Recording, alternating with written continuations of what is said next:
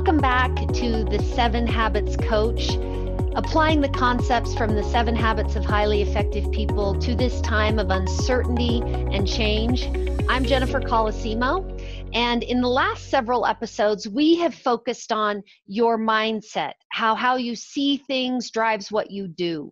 We've talked about a few practices out of Habit 1, taking a stimuli, a moment to pause, focusing on those things in your circle of influence, using the 4 human gifts of self-awareness, imagination, conscience, and independent will in order to have a response that drives the outcomes that will be better for your results and your relationships.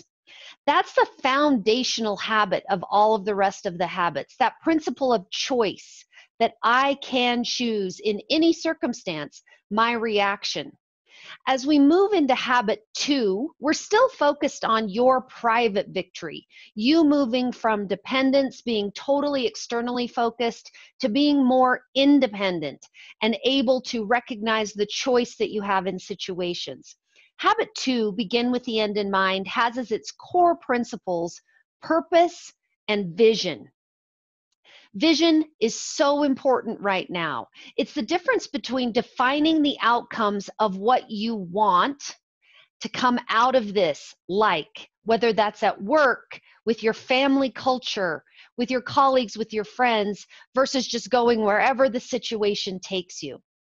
It's critical that you think about, what am I trying to achieve in my relationships, my results right now? The challenge I'm going to put on the table for you is to write down each of your key roles. No more than 7. Try not to dilute your focus too much. But what I mean by a role is the parts that you play. You might be a parent, a partner, a pet owner.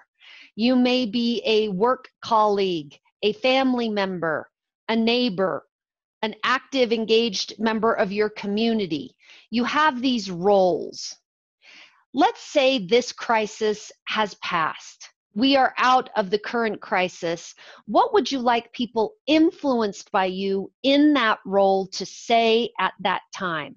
And really write it down. Not, oh, I hope they all think I was nice.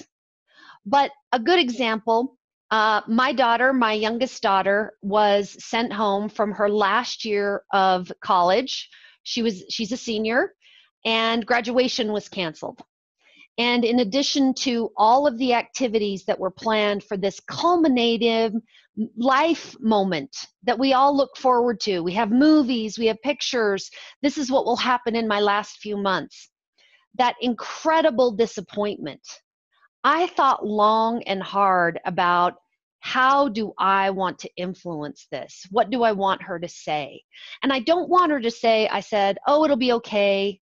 Oh, I'm sure you'll get a job in the future. I believe both of those things, but I want her to feel heard and understood, and also, frankly, to recognize that she's in a much better situation than others that may be even having bigger challenges right now.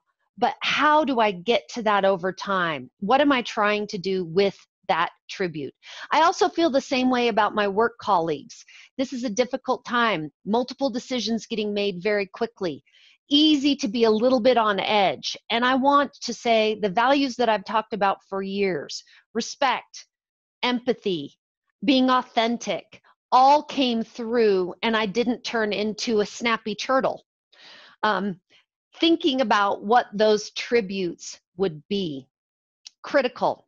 Now, if you're interested in actually going as farther out and thinking about your personal mission statement, with the end point being your retirement, your 80th birthday, we do have the tools to build a mission statement at FranklinCovey.com/MSB. Mission Statement Builder. And I'd love to show you this video to inspire you to do a mission statement and some purpose statements. Call your 80th birthday. How are you? Looking forward to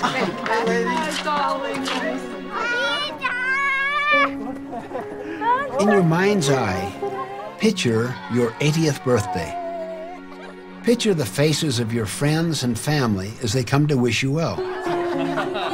All these people have come to honor you, to express their feelings, to toast a life well spent. 69, 70, 71.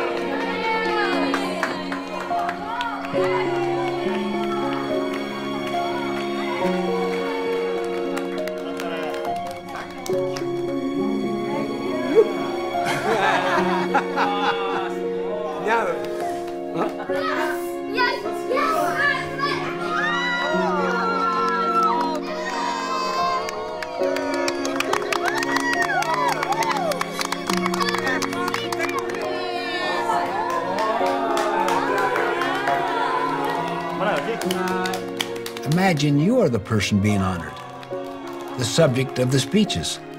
What would you like the speaker to say about you, your life? What would you like them to say about your character and contributions? What achievements would you want them to remember? What impact would you like to have made in their lives? Thank you so much for always being there for me and supporting me no matter what I did. Paciência com as minhas travessuras, que hoje essas crianças, né, vó? Eu vou passar todo o ensinamento seu para os meus filhos, vó. Obrigado. Eu amo a senhora. This is my beloved husband, whom I have loved for at least 70 years, even though we've been married 60 years. We met in elementary school.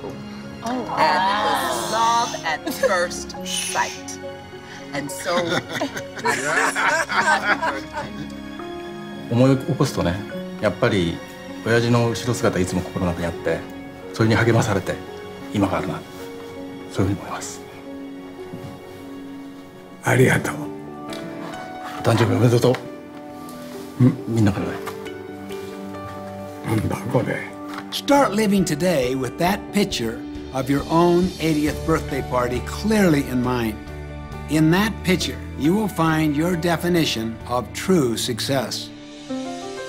I have found that it is extremely helpful to write down what you truly desire inside a personal mission statement. In that written mission statement, you clarify for yourself what ends you serve, what you want to be, your character, what you want to do with your life, your contributions and achievements. Your mission statement is like a personal constitution. It's the basis for making major life-directing decisions, as well as smaller daily choices in the midst of all of the ups and downs of life. Mission statements come in all forms and shapes. It doesn't matter what form it's in, as long as it uniquely expresses you. Some come in the form of a poem or a collage of pictures. Some are long, others might be shorter. A mission statement is not something you write overnight. It may take several rewrites, but you don't let that stop you. Several years ago, I remember thinking deeply about my own mission statement, one that I had developed many, many years before. I was sitting alone on a beach at the end of a bicycle ride. I took out my mission statement and I really thought about it very, very deeply. It took several hours. But at the end, you can't imagine how I felt such a sense of clarity, such a sense of renewed commitment, and such a sense of exhilaration and freedom. Once again, I knew what my life was all about. Viktor Frankl says, we detect rather than invent our missions in life. I like that choice of words. Detect rather than invent. You see, defining our mission really requires thinking through our deepest desires, our dreams, our sense of responsibility, our most intimate and satisfying relationships. Our meaning comes from within, from down deep within ourselves. As the poet Mary Oliver asks, doesn't everything die at last and too soon? Tell me, what is it you plan to do with your one wild and precious life?